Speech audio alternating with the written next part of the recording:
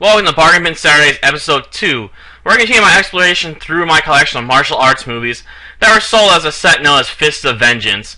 Today's offering is going to be a look at a Bruce Lee exploitation movie known as Bruce Lee Fights Back from the Grave.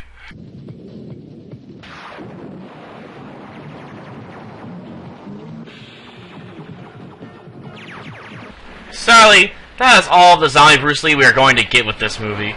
It seems like a serious misnomer to call this movie Bruce Lee Fights Back from the Grave and not include a zombie Bruce Lee. Though I guess I should explore the actual plot of the film at this point, even if it is rather poorly told with slow pacing and a massive amount of filler that involves driving around in cars. The basic gist of the plot is that our main character has come to Los Angeles to meet with an old buddy who moved to the States in order to make it big. Instead of finding his friend alive and living the American dream, he arrives to his cremation ceremony, which also happens to be taking place in the back of his martial arts dojo, apparently.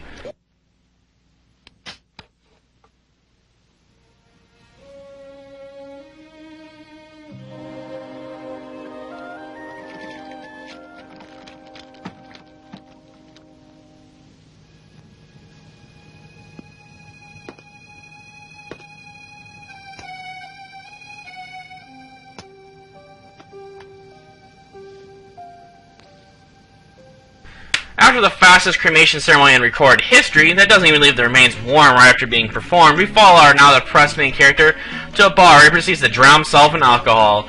Afterwards, he returns to the dojo and is confronted by a tall, lanky black man wielding an axe, which results in our hero being taken down to the station and threatened by the police.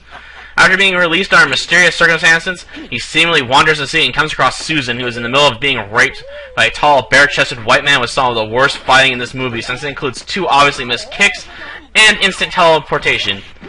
Afterwards, the duo wander down to her workplace and have coffee and discuss why the main character's friend supposedly committed suicide. After that, it basically boils down to a revenge plot, with our main character tracking down the suspected killers. But it ends with a slight twist when our supposed dead guy turns out to not be so dead after all. After a rather brief fight that ends with the FBI shooting our evil mastermind in the back, it quickly comes to an end with our hero mourning the loss of his love interest after she was shot. Sadly, I have rather little to say about this movie that is positive.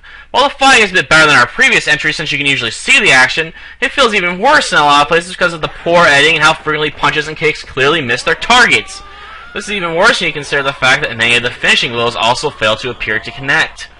If the poor editing and camera angles weren't enough, the footage itself is extremely grainy and is an eyesore to look at.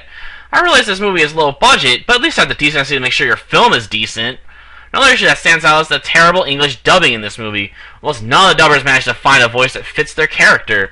Disappointing, all of these factors don't work to create a movie that's so bad that it's good, but a film so bad that it feels like torture to sit through. You can pay me something else. Like what? Let's go to your bedroom. Oh,